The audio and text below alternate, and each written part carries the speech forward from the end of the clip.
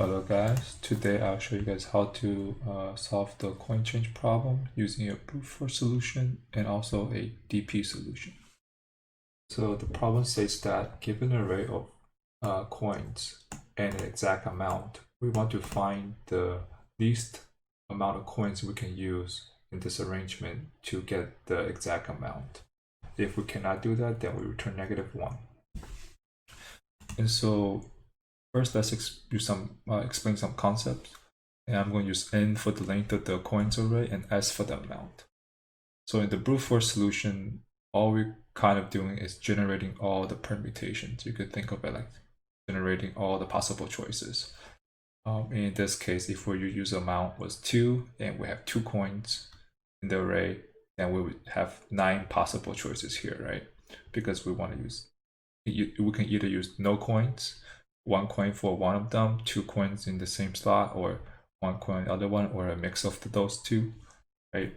And so what that gives us is 3 to the 2, so 9 choices. And so basically, if you generalize this to n and s, our time complexity becomes s plus 1 to the n, or you can just like big O notation would just be s to the n power, which is exponential complexity.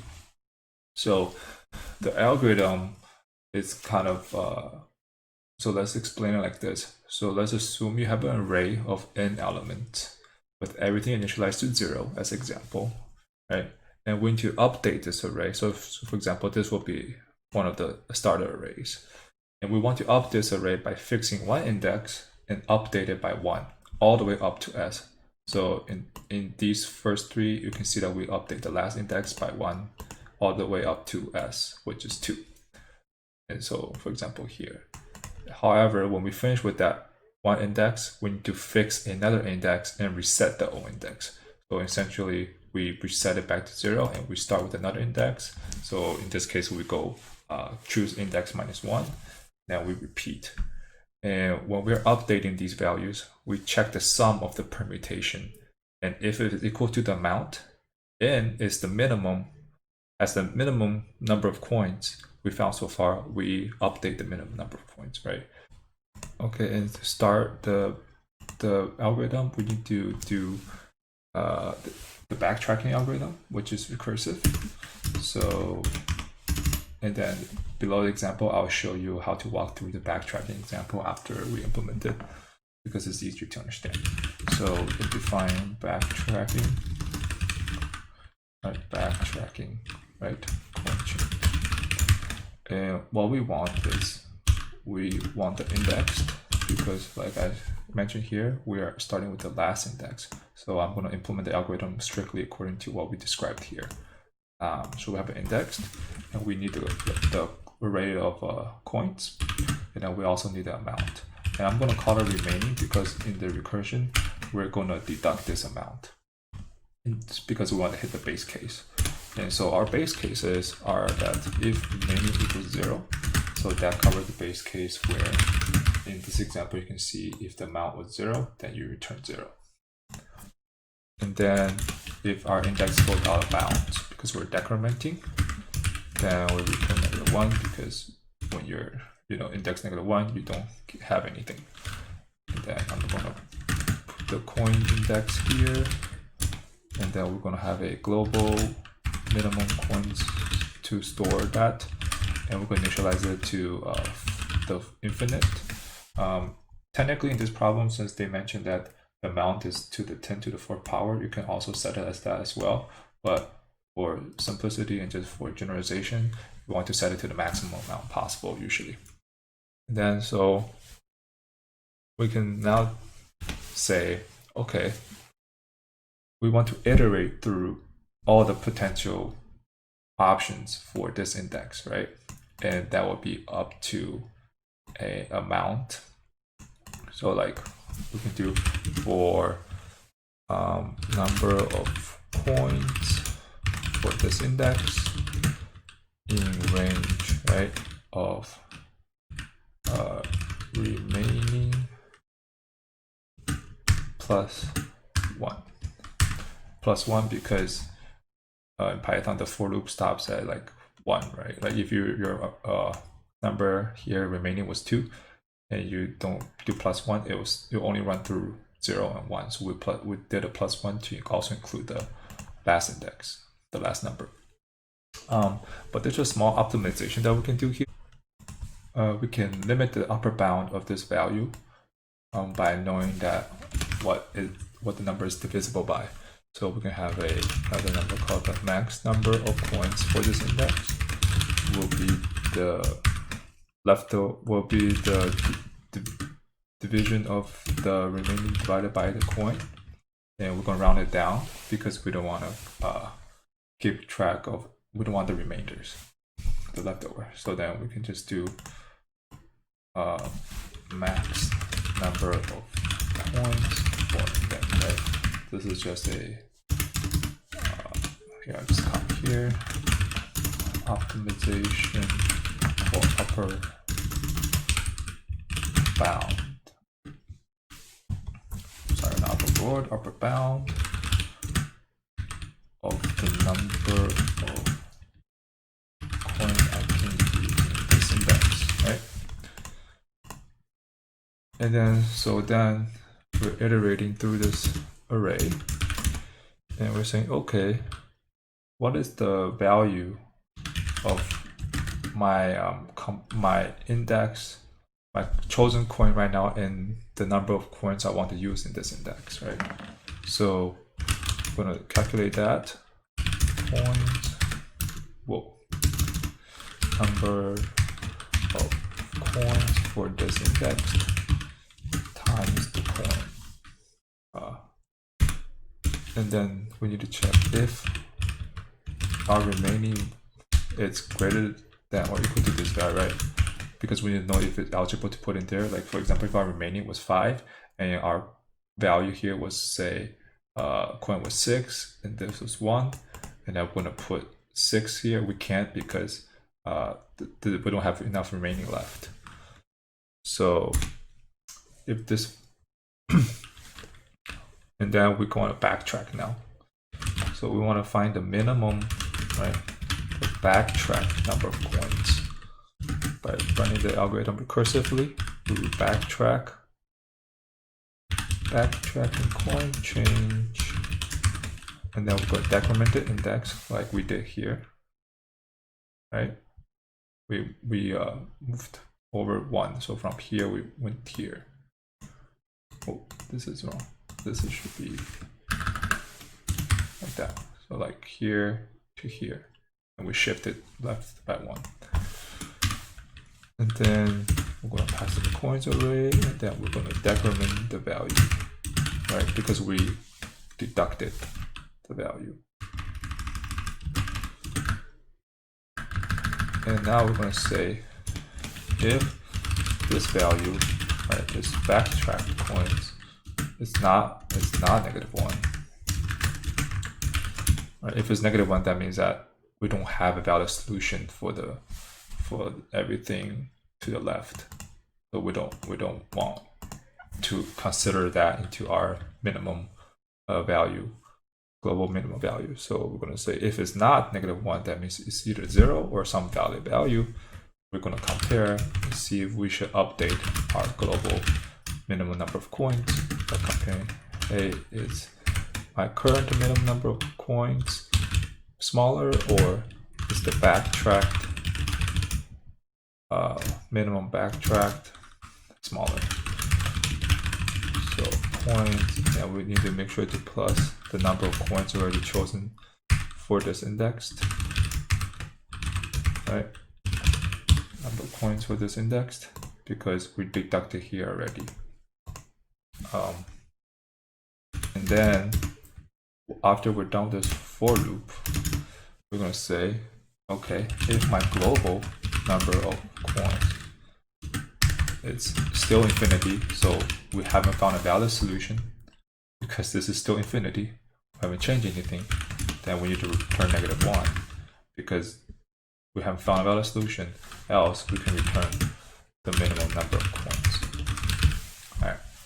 So if I were to run through this, if I were going to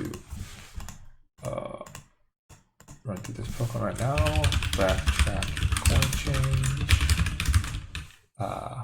indexed coin, length of the coins -1. The coin and remaining will be this amount. Let's see if we get a value or answer out. Invalid syntax with remaining equal 0.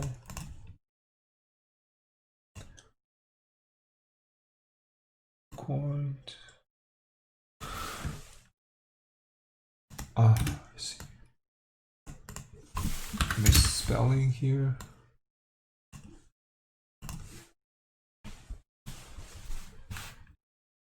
Attribute. Oh my god. Of that backtracking coin change. I spelled it wrong. A lot of mistakes. Oh, it returns none. Oh, because I forgot to return. Haha. Okay, and so it worked, right? Cool. And now let's go explain how this recursion works. So we started with that example, right? Let's use this example I have here. So when we start calling this backtracking by having the length of the coins, which is 2 minus 1. So just gonna start at index 1, and an amount starting is 4. So we run through this algorithm the first time. We say, okay, the maximum number of coins I can choose for this slot is 2, because 4 divided by 2 is 2. And so we start this for loop from 0 to 2 on the last index. So when we get here, right, we're gonna decrement the index and minus the value. So we're gonna use the first number of coins for this index, which is 0. And so that the next call we call backtracking 0, 4. So then we found out that, okay, in this recursion call, we have the maximum number of coins for this is 4, because 4 divided by 1 is 4, right? Because there's 1 here. So then we start a loop from go to try to 0 and 4, and this recursive call goes one level deeper. And then we get to this part, which we have backtracking of -1s. So the first 3 all returns -1 because index is less than 0 and remaining is not 0, so they all return -1. But if remaining was 0, then we return 0 here. So then we bubble back up to the backtracking here, and they have min coins for backtracking 0, 4 and 0 plus 4, since backtracking for 1, 4 used, and then since backtracking 1, 4 used 0 for coin 1, the final global minimum coins for this this path is going to be 4, right? Because you choose nothing for the last coin, but you put all 4 into the first coin. And then remember, we have another 2 path, which we use 1 coin for coins 1, because we're still in this for loop for backtracking 1, 4.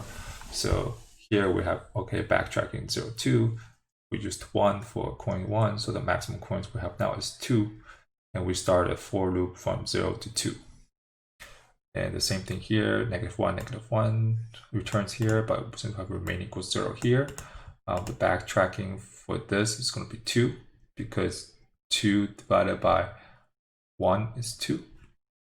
And so since we use 1 for the last index here, and we use 2 for this first index, then the final global minimum coins is 3. And then the last one, we use 2 coins for this. So then we call backtracking 0, 0, and that will return us 0. And so because backtracking for 1, 4 equals 2, we use 2 coins for it. Our global minimum coins is 2. We never ever even tried using this one because we already fulfilled our requirement. So hopefully that makes sense. And now you might be wondering, okay, how can I convert this into DP? So the DP version is a bit tricky to think about. So let's define another function called DP coin change, right? I'm just going to copy the algorithm from up there. And so let's say we have basically we need to think about this as dividing into sub-problems or solving different numbers of amounts. So if your amount was say 10, we want to solve the equation for amount 0 to 10, and using those amounts to get the correct answer for when amount is 10, right? So what you need to do, at least you know that we need to create an array to store those values. So you have to create a DP array that basically are set to the infinity, because you don't want a actual minimum value. You want to set as high as possible so you can actually calculate the minimum value later correctly. And so we're going to have amount of those, actually amount plus 1 because of the 0 index problem.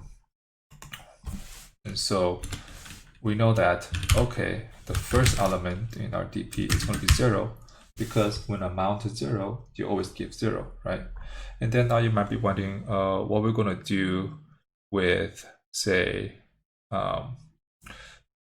DP1, right, and DP2, and so on and so forth. So the question is how to fill the rest. So in order for us to get this DP value, right, the DP value I, we need to search the entire coins array for the minimum number of coins, right? So we're gonna have to perform an iteration through the coins array. And so at the end, if nothing exists, right, for this amount I, then it just stays infinite, right, because we haven't found anything. And then our final answer will be DP amount. And so if we know that we have to iterate through the entire coins array, how can we do this? So this uses kind of a trick of subtraction. There's another similar problem to this in regarding subtraction to cache the previous values. So this uses a similar concept, right? So we're going to iterate through also the amounts, because that's our index for our DP array. And let's say if the index is greater than coin, we're going to say the DP at I is going to be equal to the minimum of the DP of I versus the DP of I subtracted the coin plus 1, because we chose to use 1 coin. So our minimum value should be the DP of the current amount subtracted the coin that we just taken out of.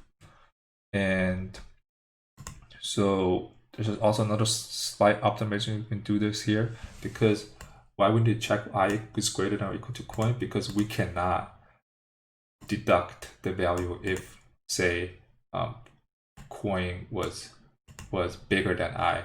That means that the coin that we have chosen right now is bigger than our amount, which would never work, right? So another optimization you could do here is limit the lower bound of this search by coin instead of starting from 0. Okay, so you do that, and then at the end you say if my DP amount, right, it's still infinite, because that means it hasn't changed, we haven't found a valid solution, then we return it again. Else we return the DP amount, right? And so let's run through this and show you how it will work. So let's use the same example we have up there. So 1, 2, and 4. 1, 2, and the amount is 4. And so our first iteration we have coin equal 1 and I equal 1. So first we have dp of 1 is equal to the minimum of dp of 0. So dp of 1 and dp of 0 plus 1. And what that give us, right? We only know this is infinity and this is 0 plus 1, so this is 1. Cool. Now the next iteration will go to dp2 because we're just incrementing by 1 right now. And so this is the minimum of dp2 and dp1 plus 1. And what is that? This is infinity, and we know this is 1, so 1 plus 1 is 2. Great. Now continue to the next one, dp3, minimum of dp3, and then dp of 2 plus 1. And that gives us 3, and it should be obvious that the next one, dp4, will give us dp of 4, right? So that's the first iteration of the outer loop here, of coins here. And with this loop, we just fill in the values for the dp array. So now the second iteration of coins equals 2, and I also equals to 2. So the dp starts at 2, and it's equal to the dp of minimum of 2, and dp of 2 minus the coin, which is 0, so plus 1.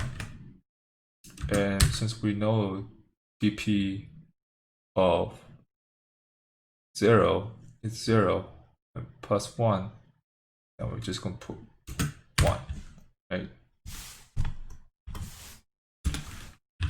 Then now we'll say dp of 3 equals the minimum of dp of 3 and dp of 1 plus 1. That is going to give us, since dp1 here is 1 now, that's going to equal 2. And then finally the dp4 is minimum dp4 and dp2 plus 1. Because we updated dp2 here, we know that's 1, we can now just add 1 as well, right? So then that would be 2. Then your final answer here would be 2, right?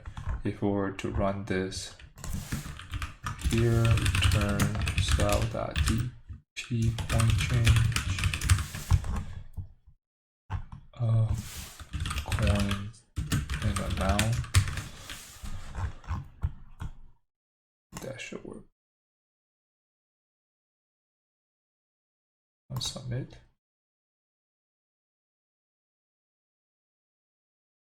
And yep. All right, cool guys.